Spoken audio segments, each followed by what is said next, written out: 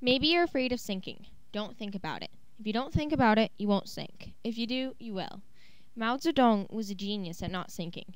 Despite many obstacles, he became the communist force behind China's unification and reform. Mao was born in 1893, a time of conflict between the nationalist government, KMT, and the Chinese Communist Party, CCP. He grew up in a peasant family in Shaoshan. At Beijing University, he was introduced to Marxism. There are 3 books that helped build up my solid faith in Marxism, Mao said. However, that faith was shaken in 1923 when the Communist Party ran into problems. Mao, who was currently serving in the CCP Congress, moved back to Shaoshan. He stayed there till 1925 when he learned of the peasant revolts in Shanghai and Guangdong, and his interest in the Communist Revolution rekindled. In 1927, he returned to the CCP's headquarters and made a report on the peasant uprisings. This is considered the initial step of successful application of Mao's theories. However, there are many more failures in store.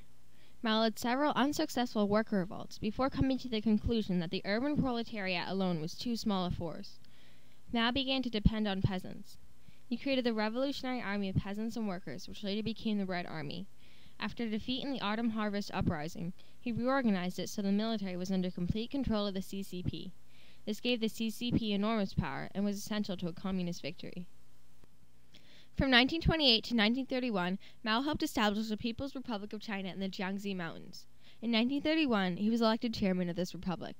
Though small, it was considered a threat to the nationalist government. Around 1930, Chiang Kai-shek, chairman of the KMT, attacked the People's Republic of China.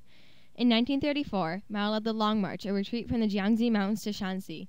During this journey, Mao emerged as a top communist leader. On October 1, 1949, the CCP had all but destroyed the nationalist forces. China was unified as the People's Republic of China. Throughout Mao's leadership, he enacted many policies, including the 100 Flowers Campaign, the Great Leap Forward, and the Cultural Revolution. The 100 Flowers Campaign was started in 1957.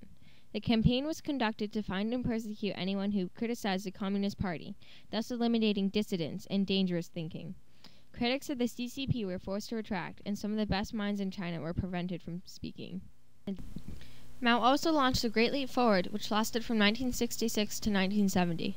This was an attempt to increase agricultural and industrial production.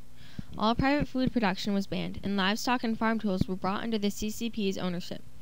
However, far from improving the economy of China, this caused a severe grain reduction, leaving peasants not enough to eat. Millions of people starved to death.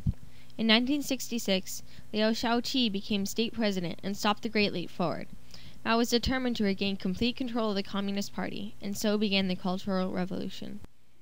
The Cultural Revolution was a movement to completely expunge all capitalist culture and ideology. Mao closed schools in order to encourage students to join the Red Guard, an organization of mostly students whose purpose was to carry out the Cultural Revolution. The Red Guard would arrest people accused of counter-revolutionary thought. Mao used these purges to eliminate his opposition. This led to the destruction of China's cultural heritage and imprisonment of a huge number of citizens, as well as an economic disruption.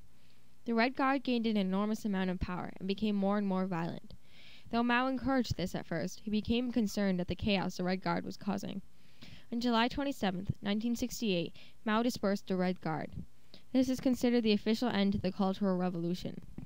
The Cultural Revolution was a huge part in creating the cult of Mao, a personality cult around him. I grew up in Cultural Revolution. At that time, Chinese people believed in Mao Zedong. They worship him. They believe Mao Zedong was the greatest person and he saved China. Mao Zedong died at the age of 82 on September 9, 1976. His legacy has caused a lot of controversy. Some still think he's a cult of Mao did. However, many others see him as a tyrant who killed millions of people and came close to destroying China.